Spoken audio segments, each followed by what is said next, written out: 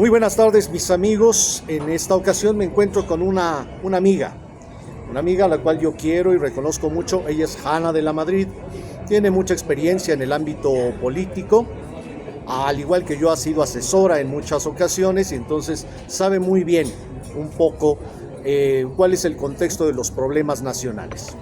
Y hoy por hoy está proponiendo algo que de origen suena muy descabellado: legalizar la maternidad. Y uno, mi querida Hanna, lo primero que nos viene a la mente es, bueno, si ya existe un marco legal que regula la maternidad, ¿qué significa eso de legalizar la maternidad? Por favor.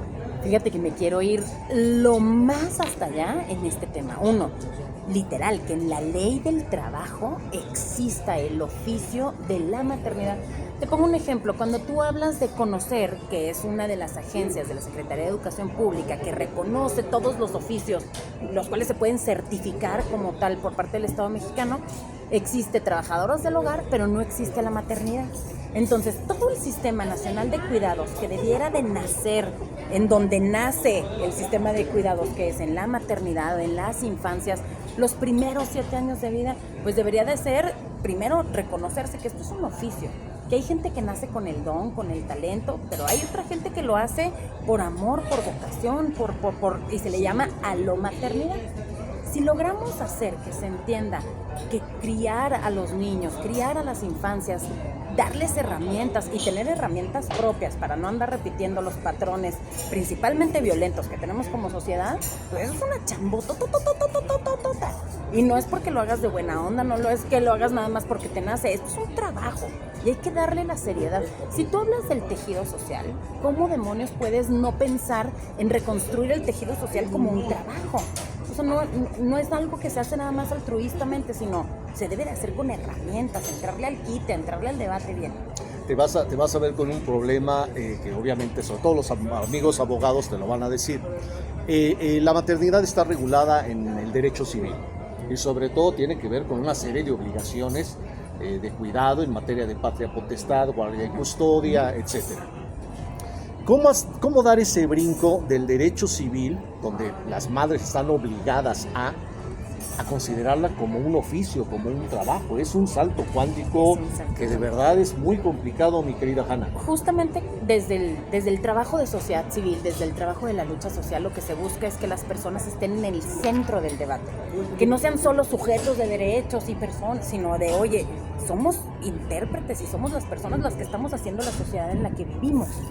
¿Qué pasa cuando tú le das el enfoque diferenciado en lugar de solo decir, una mamá es aquella que pare, aquella que tiene vientre y aquella que tiene hijos? Porque no está normado, ni regulado, ni tipificado, ni estipulado qué pasa con la persona que cría a un ser humano. De los 0 a los 7 años, por lo menos los primeros 5, el ser humano, si no es alimentado por alguien más, se muere. Si no es cargado por alguien más, se muere. Si no es encaminado, sujetado, emocional, psíquica, psicológica, físicamente, se muere. Entonces es un tema de sobrevivencia de la especie que lo estamos haciendo a lo bruto, a la ley se va, al dedazo, a lo que se me ocurrió. Cuando en pleno siglo XXI, 2023, con todas las herramientas, tú puedes aprender millones de cosas por podcast, tú puedes aprender millones de cosas, acceder a la biblioteca más especializada del mundo. ¿Cómo es posible que no nos hemos sentado a decir, oye, ¿qué sociedad queremos? Queremos una sociedad con cultura de paz, queremos una sociedad más resiliente, queremos una sociedad más empática, queremos una sociedad sin menos drogas, queremos una sociedad menos alcohólica, queremos una sociedad menos violenta? ¿Qué sociedad queremos? Y para la sociedad que queramos, podemos ir encaminando no solo a los niños, a las infancias, sino todos los que estamos involucrados podemos empezar un proceso. Bueno, eso es un trabajo. Eso es un trabajo y ese trabajo tiene que ser reconocido principalmente y remunerado. No puede ser de buena onda, tiene que ser un estatus social lo suficientemente fuerte para que cualquier persona que se esté dedicando a cambiar el mundo, volteemos y digamos, esa señora está cambiando el mundo, esa señora es una mamá, esa señora es una héroe, es una protagonista de la transformación, más enfocado a reconocimiento social, pero nace de un reconocimiento laboral, de un reconocimiento jurídico. Y es aquí donde ya te metes todavía en camisa de 11 varas, Hanna, porque, vamos a suponer que se reconociera como un trabajo. Ya sabemos que en la ley del trabajo debe haber una relación obrero-patronal. ¿A quién tendríamos que considerar el patrón de esa mujer trabajadora? Porque obviamente a partir de esa relación vendrían derechos y obligaciones. Aquí justamente cuando tú ya te metes en el galimatías jurídico, me encanta porque le sabes, parte importante es de cuenta, cuando tú haces una pyme, cuando tú eres emprendedor, cuando tú eres emprendedora, el tema de la relación obrero-patronal per se no existe, sino que es una sociedad mutua en la cual hay beneficios mutuos y hay obligaciones contractuales y hay obligaciones sociales y hay obligaciones...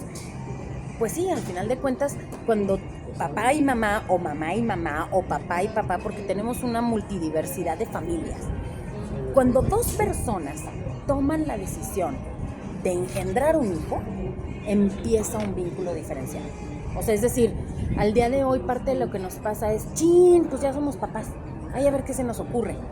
La maternidad y la paternidad debiera irse buscando que sea algo pensado, estudiado, deseado, interpretado. Y aun cuando se dé sin este deseo y sin esto, ejemplo, a la paternidad ya no se puede renunciar. Después de que impulsamos la 3 de 3, después de que se logró este salto cuántico que todo el mundo pensaba que no iba a pasar, con que se demuestre que eres el papá, empiezan los derechos de la infancia para tener un padre. Entonces, en automático, mamá, papá ya forman parte de una sociedad. Si mamá y papá se pelean y rompen su relación, pues de todas maneras siguen siendo accionistas de la empresa más importante de su vida, que es el hijo o la hija, ¿no? O sea, al final de cuentas, lo que tú tienes que empezar a ver es quién se va a dedicar a la crianza, quién se va a dedicar a la alimentación, quién se va a dedicar a la casa, comida y sustento, quién, nos alcanza, no nos alcanza, para cuánto nos alcanza, cuánto es lo deseable, el debate tiene que llegar. Porque al día de hoy lo que nos pasa mucho, y en violencia económica te pongo ejemplos burdísimos que tu audiencia seguramente se va a identificar. Gracias a mí comes tú y tus hijos. Ese es el prototipo de relación violenta que sí encontramos en muchos lados y de la que queremos dejar de existir. Porque el día de mañana es, a lo mejor mamá o a lo mejor papá es el que sale a conseguir el sustento, pero tú sales a conseguir el sustento y hay de este lado alguien sentado en la mesa construyendo una sociedad, construyendo un equilibrio, criando un entorno social favorable para todos. Entonces, si tú lo empiezas a ver desde este sentido, no es un tema de yo como gracias a que tú sales a cazar dinosaurios y conseguir el sustento, sino es el rol que a ti te tocó y que tú estás haciendo es el de, a lo mejor, proveedor o el de alimentación. Pero el rol que yo estoy haciendo es lo suficientemente importante como para que también sea considerado. ¿Me explico? O sea, es romper estos patrones de micromachismos, de macroviolencias que nos han generado sociedades que no son vinculantes entre ellas. O sea, es decir, papá, en muchas partes de México, papá sale, consigue el sustento y eso le da permiso a gastarse el 90% del sueldo. O eso le da permiso a sentirse dueño de la casa, o a sentirse dueño de la ropa, o a sentirse dueño de la familia. Y eso es lo que tenemos que empezar a romper. También es copropiedad de esta microempresa familiar el educar a los hijos. Y fíjate que a lo mejor no romper, sino más bien hacer cumplir. Fíjate que yo también estoy de acuerdo contigo, y es una visión que se tiene desde el derecho civil. La familia es como si fuera una empresa. Es decir, como si fuera, es una asociación, social, exacto, claro. Es un pacto pequeño.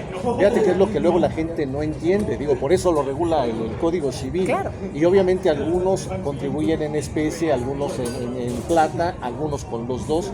Y ciertamente veo que la intención fundamental es patrones más justos dentro de la convivencia familiar, porque en efecto hay muchos desequilibrios en todos los sentidos. Es que necesitamos visibilizar. Tú no puedes ser violento contra algo que ves. Normalmente tú eres rival, eres enemigo, eres violento contra patrones que no logras visibilizar, que no logras entender, que no logras desmenuzar.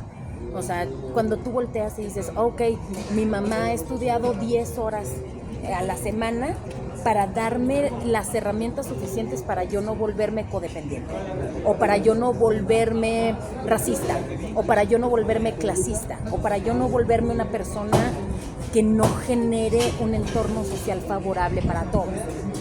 Eso es un trabajo. Imagínate qué pasaría si tú como Estado mexicano volteas y dices, ¿cuánto me cuesta reformar a los jóvenes o a los adultos que nacieron y fueron educados como liebres? ¿Cuánto te cuesta como Estado volverle a meter valores, volverle a meter emoción, volverle a meter ganas de sobresalir en sociedad, en colectivo, con acciones de interrelación? Ejemplos burdos, o sea, haz de cuenta, llegan, no sé, jóvenes, agarran, se ponen a fumar, tiran las colillas, les vale un pepino, se dan la media vuelta y se van. Esa colilla iba a durar 500 años. ¿Cuánto le cuesta al Estado generar toda una dependencia que pueda ir a levantar esa colilla, reciclarla, reutilizarla? Cuando si generas el entorno social favorable, ese joven a lo mejor no va a fumar. Entonces eliminas de raíz muchas de las consecuencias negativas o de los actos perniciosos del ser humano contra el ser humano cuando le generas conciencia. Entonces se nos conviene a todos. Ahí te va otro lazo. A ver, vamos a suponer, en un supuesto muy utópico, pero hay que considerarlo, que sí se reconociera, insisto, como un oficio, como un trabajo. Obviamente volvemos al asunto de una relación obrero-patronal y habría ciertas obligaciones. Ya en concreto, ¿qué tendría que reconocer el Estado y cuál tendría que ser su actitud en materia económica? Así concretita te la pongo. Estás proponiendo que a las personas, puede ser la madre, puede ser el padre, el tío, la tía, la abuelita, que se dedican al cuidado de los niños, de las infancias, se les tenga que dar una retribución económica. ¿Va por ahí? ¿Tendría que ser eso?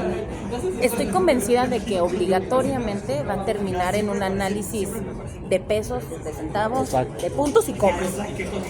¿Cuántos programas sociales tenemos al día de hoy, municipales, estatales, federales, que buscan la protección de las maternidades y las infancias? Entonces tienes programas en duplicidad brutales porque se hacen en una visibilización política, claro, no en una estrategia táctica de construcción y muchas veces de corto plazo. Pues te pongo un ejemplo, ¿de qué te sirve que agarre una alcaldía, un municipio y te dé 300 pesos? De nada. Sí. Mejor hagamos un programa integral, hagamos presupuesto municipal, estatal, federal, hagamos en el presupuesto de egresos de la federación una reconsideración real de cuánto podríamos estar dando como salario a quien se entrene, capacite, dedique, forme en los valores de sociedad que queremos hacer. Eso por un lado. Normalmente cuando tú hablas de un oficio, de lo que se habla es de respeto. El respeto se gana conforme la aportación a la sociedad. Entonces, imagínate que tú terminas hablando de que reconoces públicamente que la labor de crianza es un oficio respetado y respetable. Para que te des una idea, las profesiones como tal nacen de estos oficios que después se profesionalizan y el rey era el que te decía, yo te nombro maestro ebanista. Entonces las profesiones provienen de los oficios. Si el día de mañana le volvemos a dar la importancia a estudiar al género humano, a la formación de personas integrales emocional, psicológica, físicamente, lo mejor posible desde la infancia, podemos hacer el cambio cuántico. Entonces sí te va a alcanzar, porque a lo mejor vas a empezar a cerrar cárceles, o a lo mejor vas a empezar a cerrar programas de discapacidad. ¿Sabes o guarderías incluso, ¿no? Imagínate cuántos niños de un jaloneo a los 6, 7, 8 meses, porque la mamá, el papá, el tío no tienen la habilidad para entender que le pueden desviar las cervicales, termina siendo tarea del Estado para los próximos 70 años cargarlo en una silla de ruedas. Imagínate que le hubieras enseñado a tiempo a esa persona, a ese cuidador, pues que por favor no lo estrujes, que sus cervicales se están formando, que por favor no le desvíes la columna. ¿Sabes? O sea, cuando los cuidadores tenemos información oportuna, herramientas oportunas y capacidad de conocimiento de cómo hacer las cosas mejor, lo hacemos mejor. Ejemplos, los niños de los 3 a los 6 meses desarrollan en los ojos los bastones y los conos, que son las células que les permiten ver en tercera dimensión y a colores. ¿Cuántos niños has visto de que selfie, selfie? Y cada foto les puede estar lastimando la producción de conos y bastones. Entonces tú podrías estar generando la debilidad visual de tu niño y no lo sabes. Los niños necesitan de los 0 a los 3 años dormir entre 12 y 18 horas dependiendo la etapa de formación. ¿Cuántas personas lo saben? Entonces, ay no, que llegó el abuelito, despierten al bebé para que le dé el beso. Chin, acabas de perder 3,000 neuronas. Así, O sea, si tu IQ estaba programado para ser de 124, te lo bajaron a 108 de la cantidad de veces que te despertaron.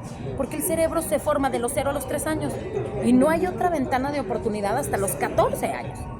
Entonces, si tú le dices a alguien, oye, por favor no le des Coca-Cola en la mamila. ¿Por qué? Porque le puedes generar la diabetes infantil. Por favor, no le pongas brandy en las encías. Le puedes detonar una compulsión alcohólica. Cuando tú hablas de todo esto, en 2 minutos vas a ver a la cantidad de cuidadores que empiezan a decir, nadie le despierta al niño. ¿Por qué? Pues lo quiero guapo, inteligente, fregón. Yo no conozco a alguien que diga, yo quiero que mi hijo sea un burro. Yo quiero que mi hijo sea un bruto. Yo quiero que no tenga capacidad de empatía. Yo quiero que mi hijo salga así golpeador. No hay nadie que salga así. Entonces repites patrones y los condicionas.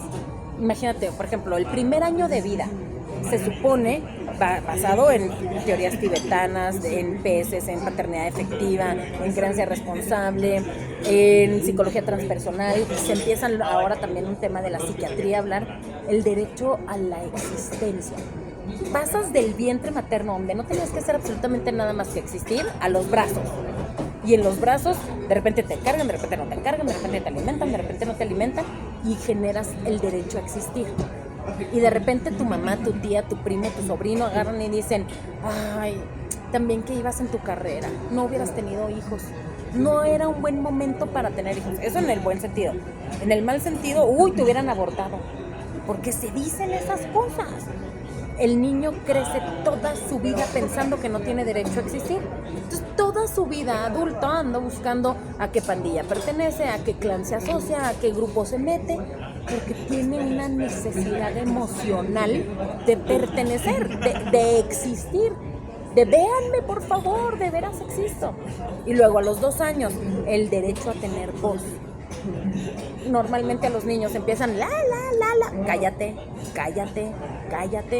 Y a los 40 años dices, oye, ¿por qué no dijiste nada de que te acosaban? Tengo 40 años callado. No, ¿cómo voy a aprender como adulto a hablar? Y luego a los 3 años a tener un don, y luego a los 4 años a tener un propósito de vida. O sea, el ser humano se forma psicológica, emocional y físicamente de los 0 a los 7 años. Si tú le enseñas eso a una mamá, a un cuidador, a una cuidadora, te aseguro que va a cuidarle como cuidador que su alma, su espíritu, su mente, su cuerpo, su estatus social sea lo mejor posible. Y vamos a tener menos gente dañada en el mundo haciendo adultos lo más prósperos posibles. Es un tema exótico. No, es un tema exótico, le damos la vuelta completa. Y me encanta, porque también luego de las utopías salen luego ideas interesantes, porque yo me quedo pensando, te digo, a lo mejor hasta tendríamos que cancelar las guarderías y habría que todo un sistema de capacitación para los cuidadores, imagínate. Yo sí me imagino perfectamente al Instituto Mexicano del Seguro Social brindando este tipo de certificaciones a todos los puericulturistas, a todas las enfermeras, a todos. Te deberían de dar esto en el momento en el que se te decreta que estás embarazada. Oiga, señora, por cierto, déjeme le paso el manual de lo que le va a esperar el primer año de vida. Es lo más lógico. Tú dime, ¿alguna vez te han prestado un trascado o un tractor? No. ¿Por qué no? Porque no ha sido necesario. ¿Y porque no estás capacitado? Sí, el día que leas el manual de un tractor, te aseguro que vas a decir, bueno, ya lo sé manejar. A los niños te los entregan sin agua, Perfecto, felicidades, papá. Agarre su chamaco, que le vaya bien en la vida. Y nadie te dice ni las noches que vas a pasar en vela, ni cómo se te va a romper el corazón el día que está enfermo. Nadie te va a entrenar para cuando le rompan el corazón la primera vez. Nadie te va a entrenar para su primer día de escuela. Yo hoy entregué a mi hija en Kinder 3. Bueno, ella iba feliz de la vida corriendo y yo llorando en la esquina con otras 3, 4 mamás. Pues nadie te entrena para esto. Y cuando te dan la información de primera mano, dejas de tener miedo. Es un aprendizaje sobre la marcha. Empírico. Sí. Entonces, cuando me dicen, bueno, pero eso ¿quién lo dijo? Pues pregúntale a otras 13,000 mamás o 10 millones de mamás y todas vamos a haber vivido algo por el estilo. Empecemos a romper el paradigma, y ahí sí me atrevo a decir capitalista, de si no lo dijo alguien antes que tú, entonces no vale. Ah, caray, entonces, ¿cómo se generaba antes el conocimiento? Creo yo que el método científico de ver, experimentar, documentar, analizar y poder hacer correcciones sobre la marcha sí funciona. Tan es así que mira todo lo que hemos inventado. Y otra vez haciendo la de abogado del diablo. Sí, vamos a pensar en recursos otra vez en pesos y centavos. Si queremos personas de tiempo completo, de cuidadores, especializados, que eso ya supone una lana para poderles dar la capacitación y mucho tiempo de horas al día, ¿de dónde saldrían esos recursos? Ya más o menos nos dijiste de esta red de apoyos que están dispersos, duplicados, triplicados, que muchas veces es nada más de medio tiempo, etcétera. Bueno, suponiendo que hay una madre, un padre, un tío, una abuela que quiere hacerse cargo de eso, ¿el Estado tendría que darle una retribución? Yo estoy convencida de que quienes no lo ocupan, quienes no lo necesitan, no lo van a requerir, pero yo sí creo que debería de ser universal.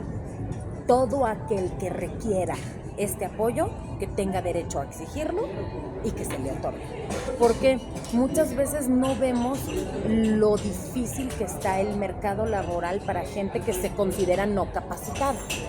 Oye, una mamá, una abuelita, una tía, una sobrina, una vecina capacitada para poder inyectar, poner supositorios, tomar la fiebre, abrazar cuando el corazón está roto, pues está más capacitada que muchos obreros y muchas trabajadoras que conozco. Porque al final de cuentas estamos hablando de nuevo el recurso humano. ¿Cómo le vamos a hacer para volverle a dar lo humano al recurso humano? Al día de hoy, lo único que se valora en el mercado laboral es tu habilidad con la mano o con la mente. Y eso es lo que tenemos que empezar a visibilizar, que no alcanza. Tenemos 100 años de la revolución industrial, más o menos. De la revolución tecnológica o cibertecnológica tenemos 20 años. Y no hemos generado una sociedad más empática, más compasiva, más humana, más conectada con la otredad, con su medio de comunicación, con su interacción social. No lo hemos hecho. Entonces, ¿qué es lo que tenemos que hacer nosotros como sociedad, como personas, como actores públicos, como tu responsabilidad pública, que es alzar la voz, mi responsabilidad pública, que es pensar de la manera más ordenada posible? ¿Cómo hacer de nuevo el eje rector que los humanos seamos más humanos?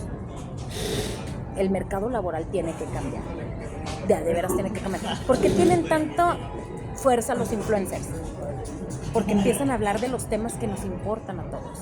Porque alguien se puede dedicar a platicarte cómo maquillarse o cómo desmaquillarse o cómo vestirte o cómo peinarte o cómo sobrevivir a la maternidad, como fue mi caso, y tener eco, voz, acompañamiento, compaginación social, porque la gente no solo nos dedicamos a trabajar como locos, también necesitamos hacer una vida, hacer una casa, hacer una familia, pero también hacer amigos, pero también tener interacciones, tener tiempo para ir al gimnasio. Es el prototipo de vida que creo que deberíamos de estar aspirando, y no es soñador, ni utópico, ni idealista, es lo mínimo que nos merecemos. Mi querida Hanna, bueno, me llevo qué el bueno. micrófono. No, es que qué bueno amiga, de verdad que tengas. Yo sí considero que es utópico, pero soy insisto, soñadora idealista. exacto. Yo siempre digo, soy soñadora idealista. Y fíjate, Hanna, que en ese sentido, digo, los dos lo sabemos como asesores y asesores en la política. Muchas veces uno aspira al 100 y si te quedas en el 50 ya es bueno. ¿Cómo dice la frase? Tírale a las estrellas. Eso. Tírale a las estrellas. El techo es el límite. Me gusta mucho porque además estás poniendo esta discusión en torno a este Sistema Nacional de Cuidados. Hay una discusión, mis queridos amigos, desde la legislatura pasada, pero más en esta, y yo creo que no se va a resolver en esta, pero sí en la siguiente. Es la Agenda 2030 y es obligatoriedad de todos los estados firmantes de sacar el Sistema Nacional de Cuidados, que habla también de un estado de bienestar, un estado benefactor que todavía no logramos consolidar en México. inclusive con los esfuerzos que está haciendo el actual gobierno. Creo que también necesitamos, y en alguna ocasión lo hablé con algunos amigos, una reforma fiscal integral, porque tenemos de verdad un sistema tributario muy deficiente, donde muy pocas personas contribuyen. Muy pocas personas sostienen Exacto. la base contributiva de este país. Y para el sistema que tú estás pensando necesitamos más dinero público para funciones públicas. En algún momento lo platicamos, hace muchos años, ya me acordé de esa discusión. Lo ideal sería que fuera tan fácil pagar impuestos que todo aquel que diga, me toca pagar 100 pesos, se pueda meter en una página y decir, yo pago 100 pesos, es lo que yo creo que me toca. Claro. Sí debe de haber una simplificación fiscal, la debe de haber, pero aparte de este tema es la gran cantidad de recursos que puedes ahorrarte del sistema de salud, del sistema penitenciario, del sistema, porque viene el tema de salud mental sí o sí, Claro. le tienes que entrar. Si vas a hablar de un sistema de salud único, universal, con seguridad social real, le tienes que entrar a este tema. Claro. La gran mayoría de las enfermedades crónico-degenerativas que le cuestan al erario público más del 80% del presupuesto en salud, se pudieron haber prevenido. O sea, ¿cuánto te cuesta a ti, Estado, que te ahorre una diabetes infantil? Claro. ¿Cuánto te cuesta que te ahorre una cardiopatía? ¿Cuánto te cuesta que te detecte a tiempo una visión, una debilidad visual? Una depresión. Una depresión. O sea, ¿cuánto te cuesta que generemos humanos socialmente útiles, funcionales, con capacidad de producción, de innovación, de desarrollo y soñadores e idealistas que salgan el día de mañana a decir, vámonos a Júpiter y yo te invento el motor a propulsión? Así se han hecho todos. Oye, si ves la historia de Steve Jobs, ves la historia de el innovador que te imagines, casi todos nacieron de este señor está loco, Claro. es imposible lo que quiere hacer, y le dieron la vuelta desde Voltaire. Bueno, pues yo voy a decir lo mismo, mis amigos. Esta señora, querida amiga, está loquísima, pero qué bueno, No necesitamos. me dejen sola, los locos necesitamos mucha ayuda y colectivos. Exacto, ahora sí como a la John Lennon, ¿no? Sí. O sea, sabes que eres Maybe un I'm a soñador, dreamer, but I'm not the only one. pero no eres el así único. firmo todos mis Claro. correos. Ay, mira. De acuerdo, Sí, de acuerdo. completamente. Entonces, pues hay que darle seguimiento a esta mujer utópica, pensadora, soñadora, loquísima, pero está planteando problemas muy interesantes y está planteando también posibles soluciones. Hay que darle seguimiento. Ella se llama Hanna de la Madrid, es una política, una gran asesora y obviamente va a dar mucha lata en los años por venir, así que recuerden su nombre, Hanna de la Madrid, y hay que estar al pendiente de sus locuras. Mi querida Hanna, muchísimas gusto. gracias. No, de verdad, muchas un gracias. enorme placer volver Es a un honor saludarte. saludar a todo tu auditorio y estar aquí compartiendo. De veras, si nos atrevemos a decir si se puede, cambiamos el mundo, lo cambiamos. Gracias, amiga. Hanna de la Madrid, mis amigos, muchísimas gracias, buenas tardes.